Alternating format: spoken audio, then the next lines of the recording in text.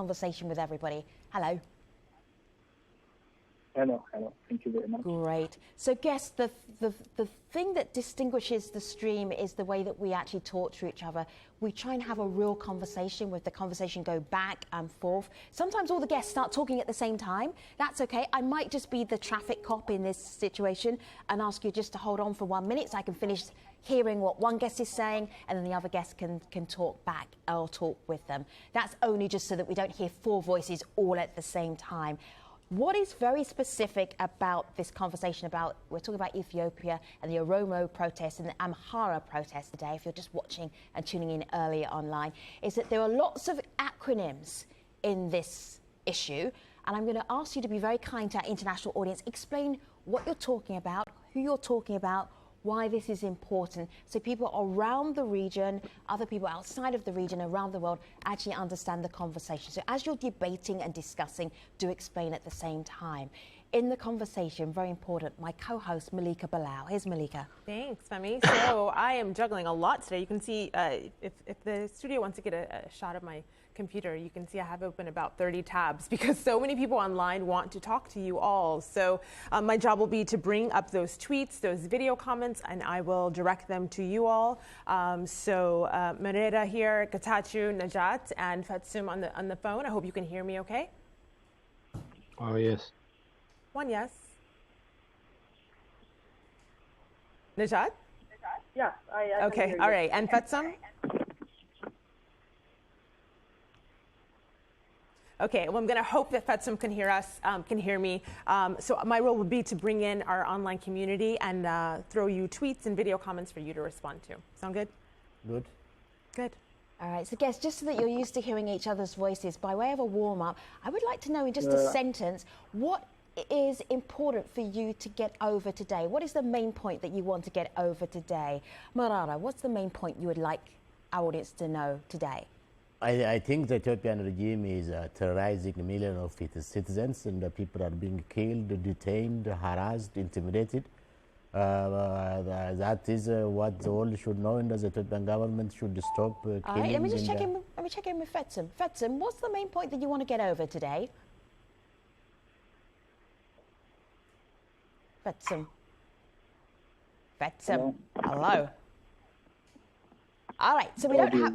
Yeah, Fatsum, can you hear me, Fatsum? This is good that we're on the internet, we're not on TV yet. Fatsum, this is Femi. Do you hear me?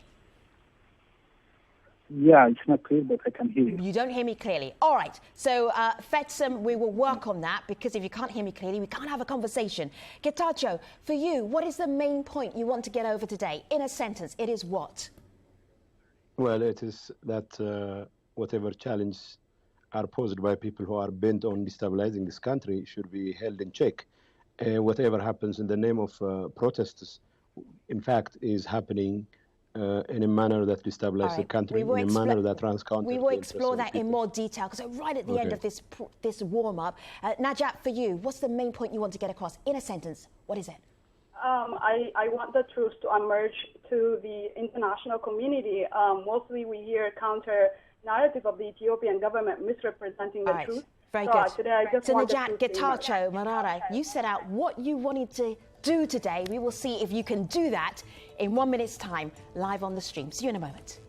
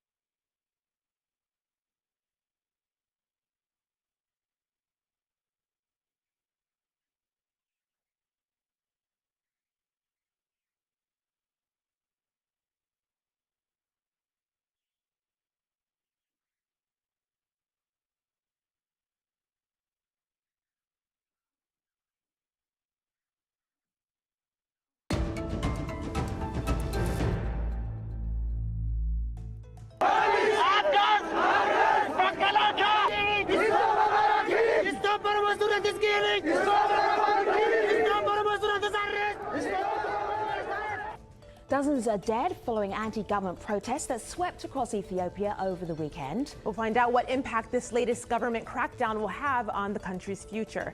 I'm Malika Bilal. And I'm Femi OK. You're in the stream.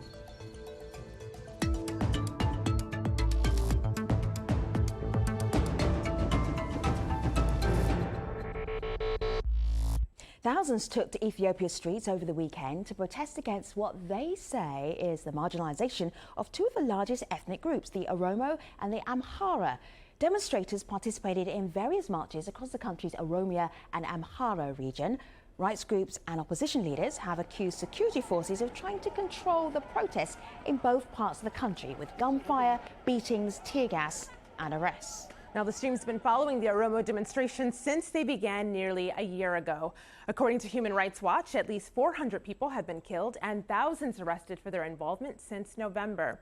But the movement continues. Recently, the Amharas joined the protests in solidarity with the Oromos, and they're calling on the government to address similar economic and political grievances. And we'll highlight those today. And as you see from that tweet, this tension between the two ethnic groups and the Ethiopian government has been growing. In the run-up to the weekend's demonstrations, Prime Minister Haile Mariam Desalegn announced a ban on the protests, saying that they threaten national unity. But he stresses his government has been making efforts to address the protesters' concerns. So to help us talk about this, we're joined by Marara Gudina, a former member of parliament who is currently the chairman for the Oromo Federalist Congress. That's an opposition party representing the Oromo people. Getachew Rada is Ethiopia's communications affairs minister. He's coming to us from Addis Ababa. Najat Hamza is an activist with the Oromo community in the U.S. state of Minnesota. And Fetsun Bahane is a blogger living in Addis Ababa. Good to have you here, everybody. Getachew, when you see the video of the protesters, and there's one where a security official is kicking one of the protesters, can you explain to the rest of the world why that situation would even happen? Look, we're not talking about peaceful protesters being challenged by government security forces.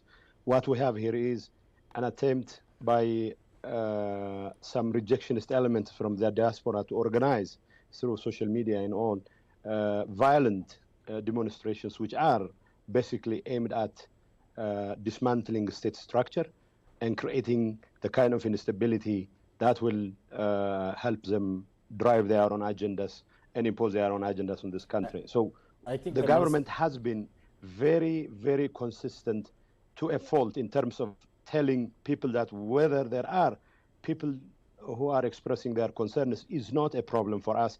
Whether people are interested in demonstrations is not a problem. It has been a problem to us, Mr. Getachew. It has been a problem to us.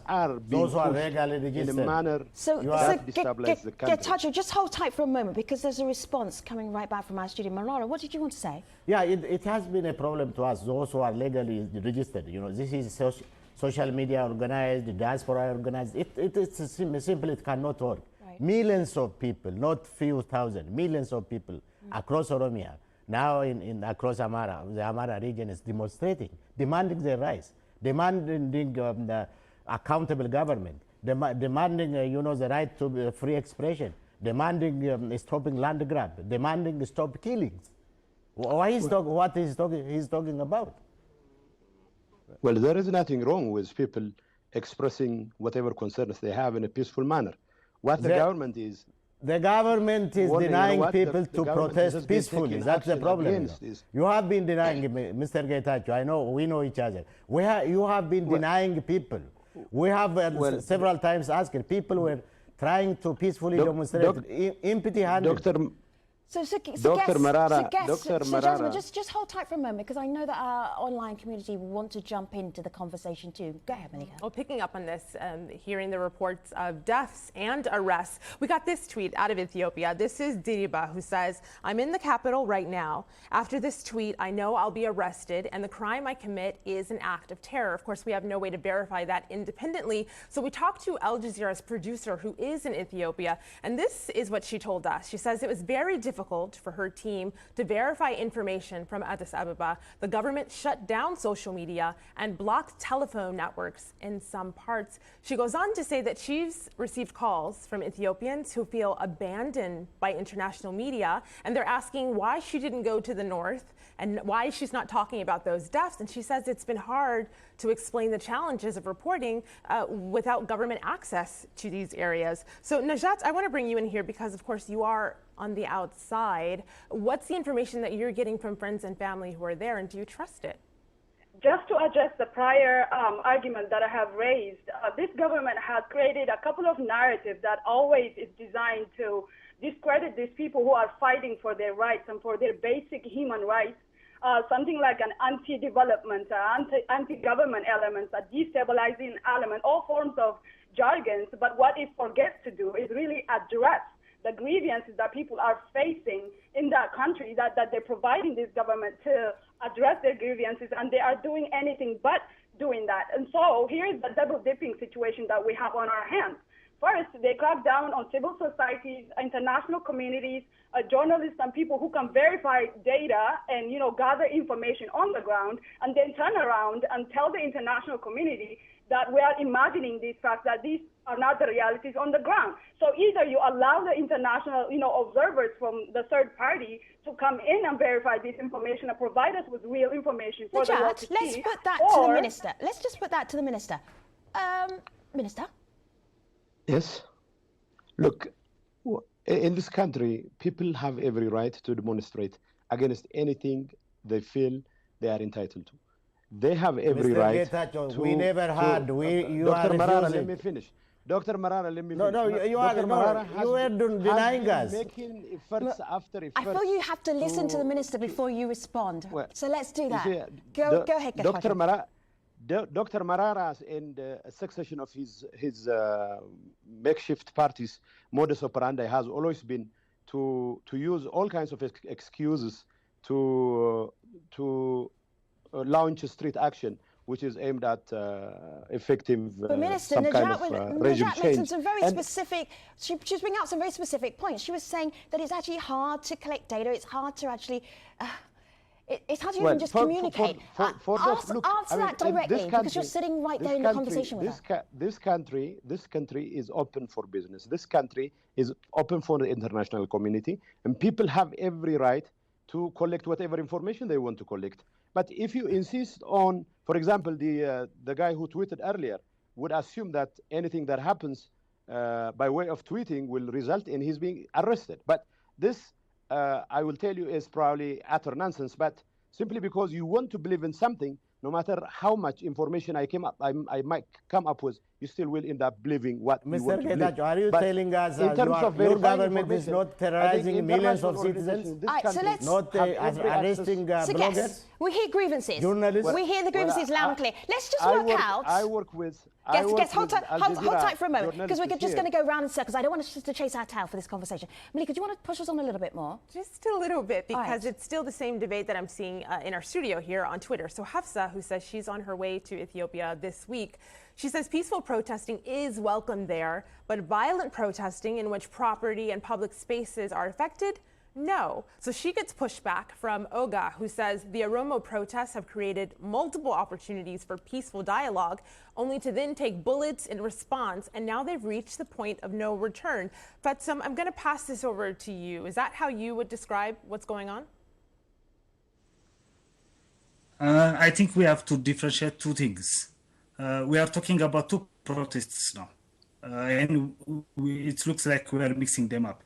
The first one is the Oromo protest. It's a months-long protest, and some of it was violent, some of it was peaceful. So we have to differentiate it and be realistic in our assessments. Who should be blamed? Who should be blamed? The Ethiopian government? Who? Or the ordinary citizens? Actually, we all take a blame. We all take a blame because in some instances it was the government who is denying people. And in other instances, no. In some instances there were armed people who have to be blamed. Let's be realistic. This is just like any other country. Ethiopia has all kinds of issues. Are you telling some me the will protest Ethiopian government is peacefully. a legitimate government elected by the people of Ethiopia?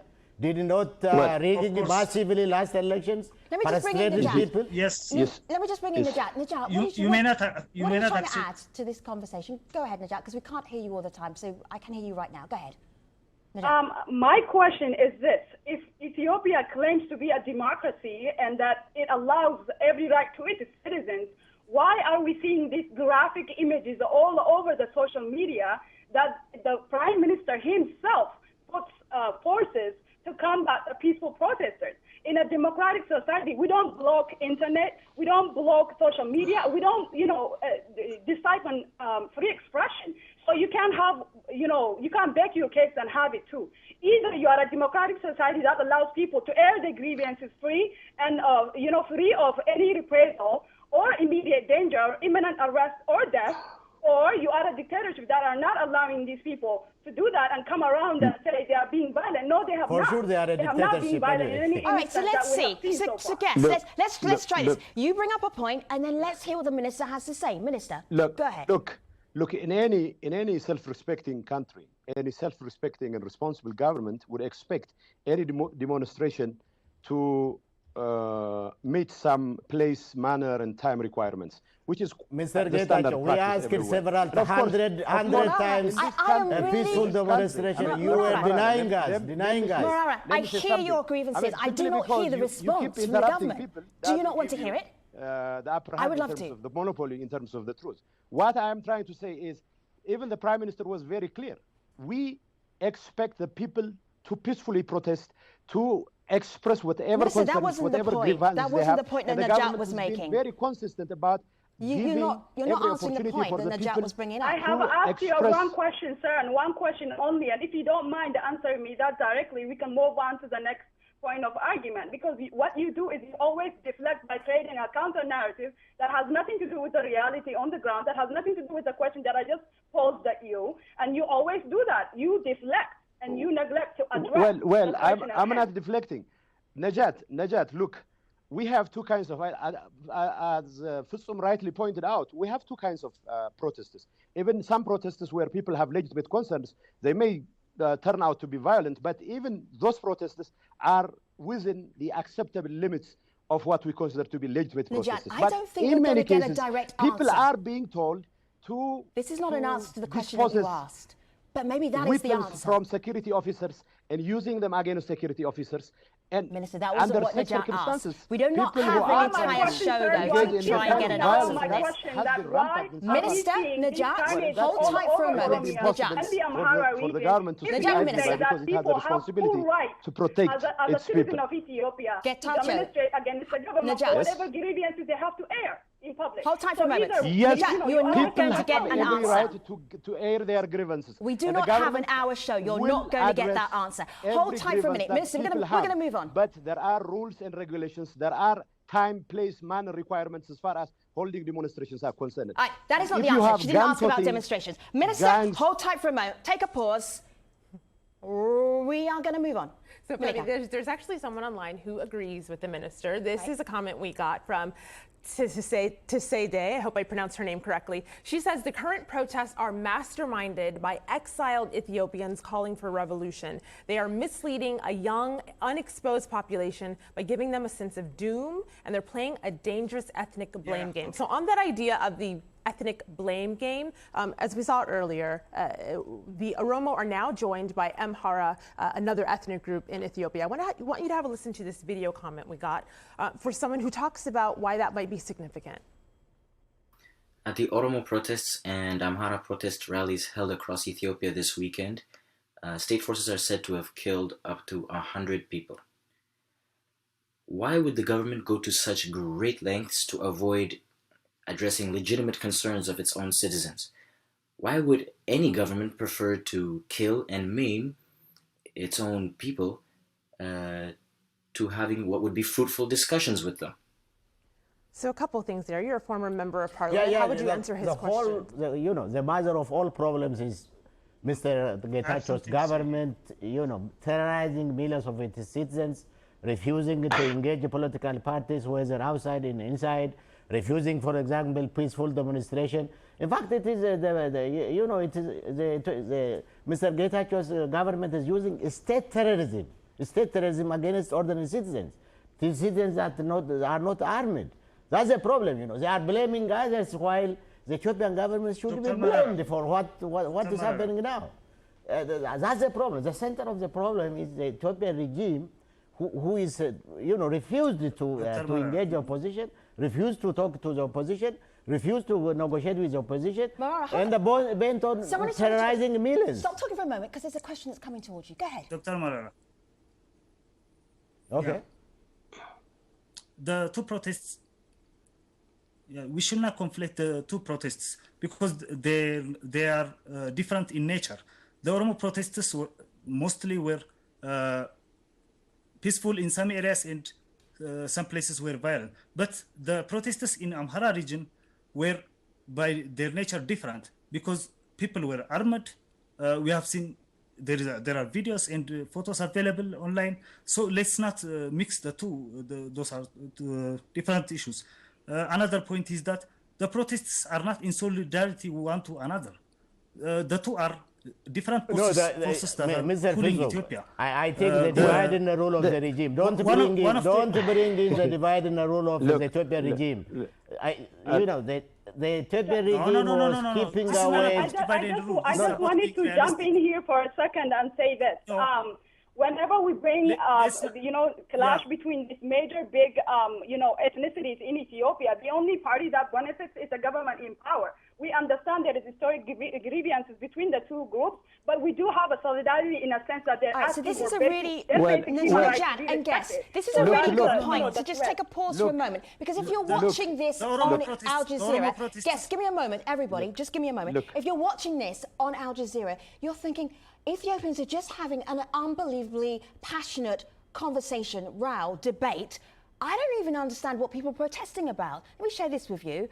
Some of the demands of the Oromo people. What are the demands of the Oromo people right now? Minister, are you aware of what the issues are that people are wanting within Ethiopia? Are you aware of that? I'm going to ask you very directly. What's your direct answer?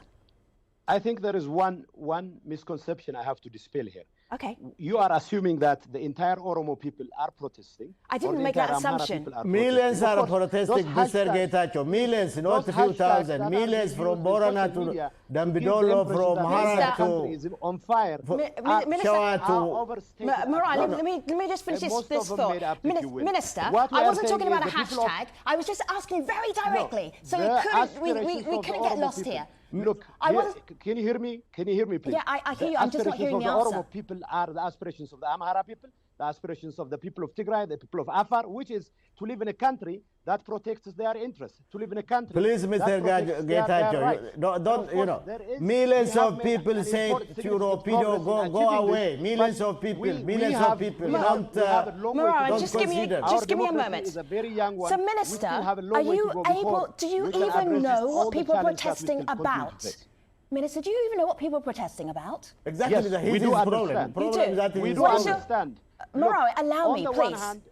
What is your understanding about what people are protesting about? Our understanding is those who are trying to protest peacefully in this country, be they in the Amhara region or in the Somali region or in Oromia region, are trying to make sure whatever benefits are accruing to many parts of the country are also things they can partake of. They want to. But you are killing them, peaceful demonstrators. That the rest of the you are killing them, peaceful protesters, you know. That's Mr. Getachew, you want to kill in the room. Take a moment, take a pause. This is not clarity. I apologize if you're watching this around the world. This is not clarity. We'll try and get some before the end of this show. Everybody just take a pause for a moment. Malika. So the minister there was trying to answer what he believes protesters want. So here's another answer from Twitter. Fasiha says, the parliament is 100% controlled by the ruling party. There's no distinction between the party and the government, and the courts have no independence. The government often pretends as if the question is about good governance. This person goes on to say, Fakadu. But wider, this is about marginalizations against Oromos and denial of rights. Fatsum, do you recognize those grievances? Yeah, there are legitimate grievances, especially the Oromo protests were a question of expanding the federalism, making sure that the federalism is not curtailed. There is no federalism in Ethiopia. There is no federalism. Dr. Murad, I am going to insist, if unless your name is Fetsum, you are not allowed to speak for this particular moment. Marara, Dr. Marara, Minister Najat, just allow me 30 seconds. I can hear Fetsum. Fetsum, go ahead. Yeah. Yes. And the two processes are a different issue. When talking about the Oromo protest, they were legitimate local grievances. The issues raised were local grievances mostly, and they were actually deemed legitimate by almost everybody, including the government, last I checked. So the question is not whether they are legitimate or not. The problem occurs how they were handled by the government and by the protesters. Because there were local officers that were shooting unduly, and there were violent protesters that were shown on social media and on videos. The Agazi and the federal police are shooting, not the local police alone. I am wondering, guess, if this is maybe an issue, because these protests have been going on for month after month, year after year. Minister, what is the kind of dialogue you're having with protesters right now? Is there any dialogue? We are having an extensive dialogue with the people of Oromia, with the people of Amhara, with the people of the entire country, because whatever issues people have, they have every right to raise it. But to do so in a manner that not only destabilizes the country, but also takes away the very rights, the very achievements. Yes, you keep going over that. So we get that. What would be good, Minister? Dr. Marara. Please, 1 point. We have to make a fine distinction between two kinds of protesters. What we are saying is the kinds of protesters that are being pushed by Minister, this is very repetitive. You made this point right at the beginning of the show. This point should be clear. No, you cannot interject. No, hold time for a moment. Because here's the thing. Guess. The whole world is watching, and this is chaos. You're not even talking to each other. You're talking across each other. Just hold tight for a moment. Just give me a moment. Marara, tell me about the dialogue. You know, it is the EPRF regime, the Ethiopian government, which is destabilizing the country, not the people.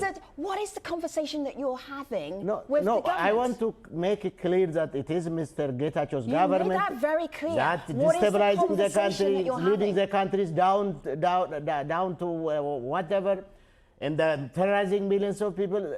Mr. Getachew should understand, this is not Ethiopian media, this is Al Jazeera. This is problematic. This whole conversation is problematic. Guess, just give me a moment. Give me a moment again. How many moments do I need for clarity in this conversation? I need one more. Malika, how are people reacting to this? Oh, wow. They're enjoying it, but there are a lot of angry people. So we're live on Facebook, and this is one of the comments we got. This person says, Mr. Getachew, you seem in denial. Millions have been deprived of their basic rights, and they're trying to find a scapegoat and blame it on the diaspora, meaning the government is, or whatever excuses they have is coming with a lack of accountability for those who are actually responsible. See, this is what I'm interested in. Let me go to Fetsum for this. If your name's not Fetsum, please do not respond or talk. Fetsum, how does Ethiopia get out of this situation? Protests, some of them violent, people are dying, people have grievances, legitimate grievances. How does Ethiopia get out of this situation? Fetsum, go ahead. We should all try to calm things down, including the government, the opposition parties, the activists, everybody should try to calm the temperature. And then we can discuss what to do. That's how it should be done. Because even if the government wants to do something or the oppositions have ideas, we can't implement it while there is continuous violence. So I'm sure the point has been made by the Oromo protests. I hear you. Let's now Bahane, who you're listening to. Najat Hamza, thank you for being part of this conversation. Dr. Marara Gudina, we thank you as well. We are not even started with this conversation, so we are going to take the Minister of Communications Affairs to our online post show at stream.aljazeera.com. You want to debate with him, you want to ask him hard questions, he is available to you. Stream.aljazeera.com immediately after this show. See you there. Thanks for watching, everybody.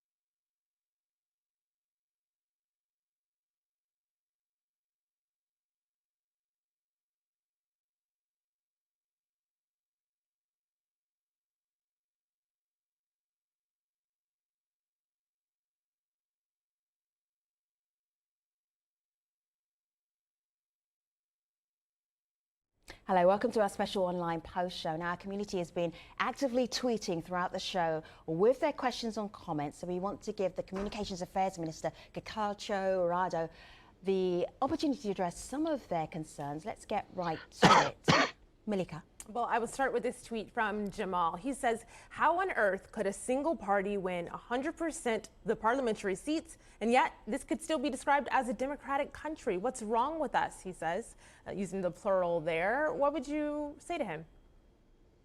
Well, I would say I have to say that I'm not particularly proud of the fact that the ruling party won 100%, or at least ruling party, its affiliates won 100% of the seats. But ultimately, as I say, democracy is not just about the results. It's mainly about the process. And as far as we're concerned, we tried to make sure the process was free and fair. We tried to make sure all opposition parties canvassed during the election. Unfortunately, our opposition are very divided. And in an electoral system such as ours, where seats are won on a first past the post basis, whoever has performed better in terms of garnering not the plurality, not the majority, but at least in terms of comparison, much Minister, better votes, much larger votes gets the seats. So your and of course, that's majority, what happened. explain what But your the majority is in the Ethiopian government, because it's an impressive majority. What is the majority? Yeah, I mean, out of the 547 seats, I would say about 500 seats, 499 seats were won by the ruling party. But Right. the rest is also won by the parties which are not part of the ruling party, but All right, so we anyway. started this conversation, Minister, with looking at the protests that just happened this weekend. There was violence, people were hurt, people have been injured, people have been killed. How do you propose to stop that from happening again? Look, it's very unfortunate that we have not even been able to address the real issue, why this all is happening. Like I tried to say earlier, we have to make a fine distinction between people legitimately protesting because of All right, so I'm going to push you, Minister. We spent half an hour. You spent half an hour saying that same thing over again. How do you propose to stop this happening again? Violent protests, people being killed. How do you propose to stop that from happening again? The government is holding extensive discussions and consultations with the public. If it wasn't for the support of the public, some of the violent protests that were accompanied by even the use of guns could have spiraled out of control. So the government is working closely with the people, because ultimately the solution should come from the people themselves. And of course, the government is trying to do everything in its power to enlist the support of the public.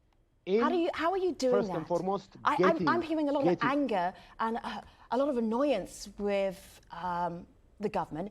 I'm not hearing that you're reaching out to people. Are you just keeping it undercover? No. Look, we're reaching out. Wherever you go, see, the protesters, they would have you believe that the protesters were really massive. And if it was the case, it wasn't the action by the security forces which stopped the protesters. It was mostly the fact that the people were reluctant to condone the kind of violent practices that some of the protesters involved that stopped the entire violence. All right, lots of people want to talk to you. Let's move on. Minister, I just want to pivot here a little bit because we got this tweet from Michael. You were talking about the opposition being fractured and not really ready to step up to the plate. Michael here says that's because dissenting voices are in exile or they're locked up in prisons. Authorities don't tolerate even the mildest form of dissent. And I want to give you one example. Opposition member, Bekele Garba, we spoke to him at the stream last summer while he was on a speaking tour in the U.S. And when he returned to Ethiopia, he was rearrested. And previously, he had served already 3 years in prison. Why was he arrested? And others like him who have spoken out, but do they actually represent He was arrested because he was suspected threat? of committing criminal activities. And he's having his day in court. I hope and expect the court will clear him if, in fact, he hasn't been involved in any criminal activity. All I can say at this point is whoever wants to effect democratic change in this country should do so in a manner that's consistent with the ordinary notions of What fair is play that and manner? justice. Can you actually be critical of the government and not get in trouble? What does that look like to you? Well, let me tell you this. Many government officials, we have proved again and again, that have been involved in maladministration, in corruption, and all kinds of activities that are contributing to the grievances of the people. And of course, the government is very, very clear that without addressing such grievances, without addressing maladministration within the government itself, it cannot. What's the most achieve important the kind of grievance, success. Minister, that you're going to make as your priority on your priority list? What's the most important grievance that's right there that people will be able to say in a few weeks' time, a few months' time, this has been addressed? What is government right up there? Government at all levels should be in the service of protecting the interest of the public, not in the business of protecting its own interests. So if the government at all levels fails to address the grievance of the public, what's the for priority? example, people need, what's the priority, Minister? the What's priority right up there on is the top? addressing good governance issues, because people What? are Name not one. getting the kinds of services that they deserve. Okay. People are Basic not. services. I mean, we have achieved significant economic progress, but Right. the distribution of wealth still has a long way to go before millions and millions of youth in this country actually see the real benefits of this progress. So we have to make sure that the distribution is such that people will feel represented in every arrangement. People will feel protected in terms of See, if I was watching this and I was unhappy about my services, you're not convincing me that anything will change anytime soon. No specifics. Well, I'll give you specifics. Look, we have at all levels identified corruption as one area.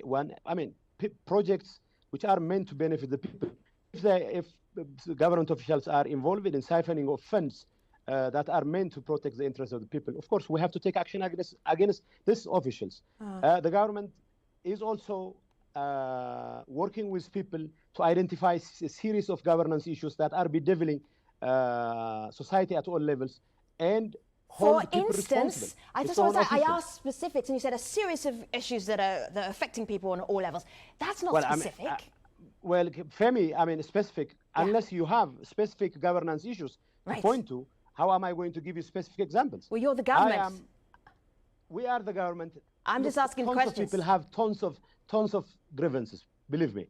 Yeah. Maybe too many to be too specific about. People from all walks of life have different kinds of grievances. So it all depends on what sort of grievances people have. I mean, what we are trying to say is people, look. All right, let me give you one. I have one. This is a big deal, and this came up when we were in a larger conversation. Internet and access to online is difficult and challenging, not existent. Why? That's a grievance. Communication is really hard. Well, that's a grievance right there. Connectivity issues, we have to look at. Well, there's connectivity issues, and then there's censorship issues. What are we talking about? We have issues with regard to connectivity. Yes. The government has been trying to improve the services. The government has been working on spending, of course, a big deal of money to address this challenge. It's a work in progress. It's improving. But I would agree with you. Our performance in this regard has not been particularly stellar. But people deserve a measure of service that the rest of the world is capable of offering. And of course, the government will do in its power to make sure that that actually happens. But like I said, Minister, I want to throw something else at you then. This is another young issue. Democracy. We still have all kinds of problems. A young democracy. All kinds of challenges. Online, I am hearing of those problems. I want to throw something else at you as my wrap up here. This is a comment we got. She says, I want to preserve the current stability I'm witnessing in the country.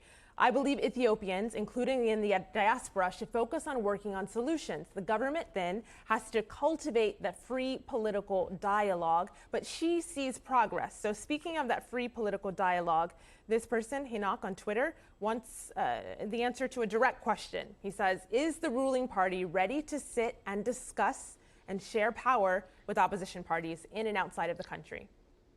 Well, my friend Hinok, I agree with Tzedeh, and also to a certain extent with Hinok, that there has to be dialogue. By the way, this is a matter of survival. We cannot afford to hack our way out of impasse after impasse.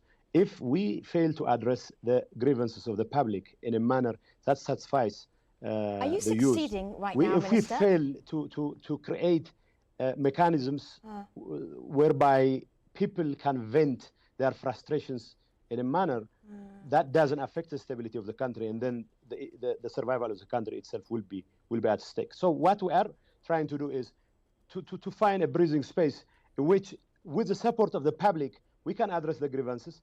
And of course, we have to work seriously on strengthening the democratic institutions in this country. We cannot say the progress so far has been a perfect one. Minister, let me share this with you, because I don't want it to turn into a party political broadcast. Both from Minister, within and from outside. let me share this with you, because you kindly said you would answer questions. Let me share this one with you. This is from Ray Rafi. Rafi says, trust me, all the main problem is favoritism. Only people who defend the government is only from TPLF. Why is that? Well, you see, this is the kind of danger that's lurking behind most of our attempts at civil discourse, because people seem to think in terms of what is not on the ground. There are millions and millions of people in this country who support the ruling party, not because of ethnicity, but rather because it is protecting the best interest of the people, because the ruling party is composed of 4 regional parties which represent 4 ethnic groups, including the Amhara, the Oromo, the Tigray, and the Southern People's regional state. And if, to the extent that there is success, the success is achieved equally by all. To the extent that there are grievances, these grievances are more or less equally shared by all the people, irrespective of their ethnic backgrounds. But to try to characterize any level of support for the ruling party only in terms of ethnic background, particularly in terms of one ethnic group supporting this government, it doesn't reflect the reality on the ground. And of course, this has a very significant, this is one of the significant challenges we face when it comes to people who are trying to drive a wedge between different nations and nationalities in this country for the sake of trying to bring about the kind of regime change or power sharing, whatever arrangement they might have in mind. And so what we are trying to do in this country is to make sure that the kind of change we are achieving affects positively all walks of life, people from all walks of life, people from backgrounds, both demographic, ethnic, or what have you, religious. Minister, and we know we are making progress, but we know we have a long way to go before achieving the kinds of... I hear you. People are watching you speak on Al Jazeera, and there's an Ethiopia that in the developing world and is actually highly respected. What you've done in terms of development, what you've done in terms of health, is really respected in the developing world, across the African continent, across the world, full stop. And then you have issues with democracy, access to the internet, freedom of speech, protesting without being arrested, journalists in prison, a whole list of things that then does that make you embarrassed that there's a side of Ethiopia that is known to the world that isn't the success story of Ethiopia? Does not one take away from the other? Look, while I know we have serious limitations to address, while I admit the government has a long way to go before resting on its laurels, both in terms of economic development and democratic governance, I, however, am proud of the performance of the government, because we have come a long way in addressing poverty and in creating a political order that is trying to fully accommodate the diversity of this country. By the way, the kind of economic progress this country has been achieving, which many believe is nothing short of astounding, could not have been achieved without a modicum of participation by the people, which requires some element of democratic exercise, if you will. But what we are saying is, of course, we have still a long way to go. Yes, you just said that. Minister, great. I thought we come full circle now. I hear you. I hear what you're saying. I have to thank you very much. It was a tough show for you to come on and talk to the guests about, the wider community about. You were definitely in the hot seat. We appreciate you being in the hot seat. Hopefully you will come back again. Thank you very much for being part of this. Thank you. Addressing the problem of this country is much tougher, I should think, than appearing on Al Jazeera. Thank you. Of course it is. Thank you very much.